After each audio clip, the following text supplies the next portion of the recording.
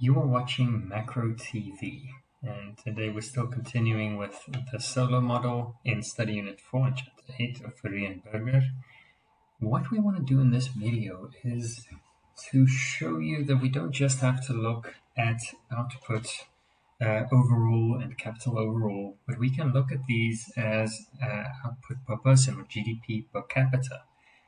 And the reason we want to rather look at it that way is to get a sense of the distribution of production and income in a country. So we want to have a better idea of what each individual is attaining in terms of their living standards and their productive capabilities, rather than just looking at blanketing the entire economy and just looking at overall GDP. So, and our attempt to do this within the Solow model is to look at GDP per capita or income per person or production per person, so a YN. And so here you can see how we would go about changing our production function that we learned about previously, where income is a function of capital, labor, and technology, and changing that to income per person is a function of capital per person and technology. Now you'll notice that to do that, we took the Y, divided it by N, so we get output per person or GDP per capita. We took capital and divided that by N, so we got capital per person. We took the N, divided it by N, by labor, so we get 1, and we can take that 1 out. And technology was not divided by labor because, or productivity is not divided by labor because it applies to, across the board anyway. We don't need to reinvent the wheel for every person, right? That's technology, and this productivity is available across the board as well, as soon as it is attained.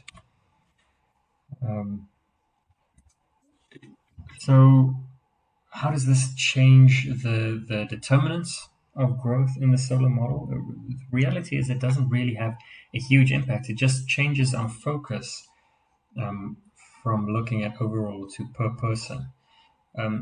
But still we have that savings and investments, or capital formation is important. So K is important towards growth capital. Labor is still important in influencing growth.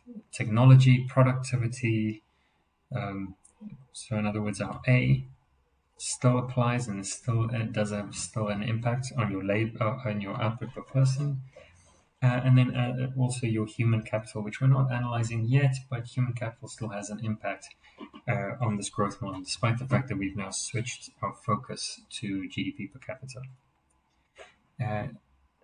In the next slide, we can see here that this was the total production function or the curve as we saw it in the previous video. If you'll remember from that video, we had to draw two different graphs to show capital and labor, right? Where we, on the one, like you have here, we have capital on the x-axis. If we wanted to analyze labor, we would have to draw a new graph with labor on the x-axis. And the next great thing that this focus on GDP per capita provides us with is the ability to analyze both capital and labor at the same time. So you'll see here that we replace the output with output per person, or GDP per capita, on the y-axis, and on the x-axis we replaced capital with capital per person. So both sides were divided by your labor force, the population. And what I want you to also notice is that the slope of the curve remains the same because we still have diminishing marginal returns to both capital and labor. So there's a positive total production curve, but with a diminishing slope. So in this video, we quickly looked at how can we adjust our production function to rather look at income per person and capital per person than looking at income and capital overall, because we want to have an idea of the changes to people's living standards. Stay tuned.